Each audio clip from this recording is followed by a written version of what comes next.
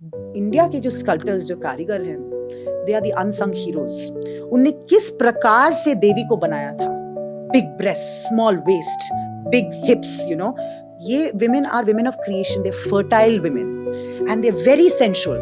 उनको आप देख के आपको शर्म कभी कभी आ सकती है, कभी कभी डर लग सकता है, कभी कभी ऐसे लग सकता है कि यही मेरे को बचाएंगे, क्योंकि वो ऐसी मूर्तियां बना रखी है उनने इन 64 योगिनी टेम्पल में। लेकिन आपको वो फियर आपको रियली फील होता है। ये है कहाँ?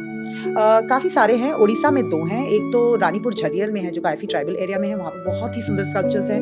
एक हीरापुर में है, जो भुवनेश्वर के आसपास है, वेरी इजीली, बट वो सबसे छोटा है। कुछ मध्य प्रदेश में है, कुछ यूपी में है, काफी सारी जगह। एक और चीज बताना चाहती हूँ, ये योगिनी टेम्पल्स, स्पेशली ये देवियों के, इंडिया सबसे बड़ा विक्टिम है इलीगल ट्रैफिकिंग ऑफ एंटिक्विटीज का। उनमें से सारे स्कल्पचर्स यहाँ से चोरी हो जाते हैं और बाहर चले जाते हैं। सबसे ज्यादा बिगेस्ट ट्रॉफी ये योगिनी के मूर्तियां मानी जाती हैं। क्यों? अभी रिसेंटली क्योंकि वो इतनी शक्तिशाली हैं। उनकी शक्ति की वजह। उनकी शक्ति इतनी, आपने खुद ही बोला, आप ज्यादा ध्यान मत करें देवियों पर, क्योंकि शायद you might not be able to handle it. It's true, you have to have some guts to be able to take a woman's wrath. पर इनको खरीदता कौन है? इनको खरीदता है peoples of all kind। एक कहानी बताती हूँ। अभी रिसेंटली एक स्कल्पचर वापस आया है।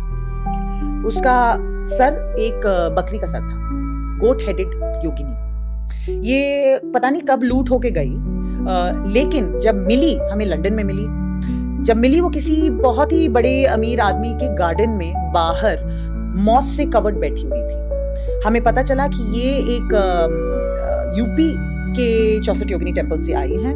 तो अभी वो रिसेंटली वापस आई हैं इंडिया। रिपैट्रिएशन, इस एक्ट को रिपैट्रिएशन कहा जाता है। जब चुराई हुई मूर्ति या इमेज वापस इंडिया आती है या वापस उसके होम कंट्री में जाती है, उस एक्ट को रिपैट्रिएशन कहा जाता है। अब वो रिपैट्रिएशन इतना होने लग गया है इंडिया में कि पुराने किले में, दिल्ली में, एक म्यूजियम खड़ा किया गया है, जो of all of these retrieved antiquities जो वापस आए, वो वहां पर डिस्प्ले होते हैं।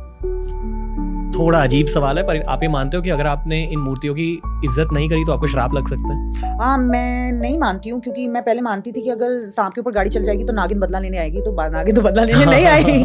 तो नहीं, मेरे को ऐसा नहीं लगता है। वो लोगों का मानना होता होगा। नहीं, मेरा शॉर्ट आंसर, मेरा मानना नहीं है। ओके, फिर आप कुछ एक्सपीरियंस के बारे में बात कर रहे थे कि आप कोई मंदिर में गए और वहाँ आपको नींद नहीं आ रही थी। उस एक्सपीरियंस के बारे में बताइए। ये एक्चुअली मंदिर मेरे लिए काफी स्पेशल मंदिर है। ये पड़ता है बैंगलोर के कुछ बाहर, पता नहीं ज्योग्राफी लेसन में याद है कि नहीं, कोलार गोल्ड माइंस याद है? कोलार में गोल्ड मिलता है, तो कोलार एक जगह है, वहाँ पर एक छोटा सा टेम्पल है called Kolaramma. Kolaramma temple was made by in the Nolamba period, Nolamba dynasty, which is Hoysala period, Karnataka, right? So Karnataka type of 9th century में बना था ये मंदिर। छोटा सा मंदिर है।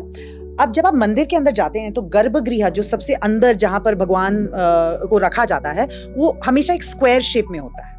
इस जगह में एक स्क्वायर शेप का था।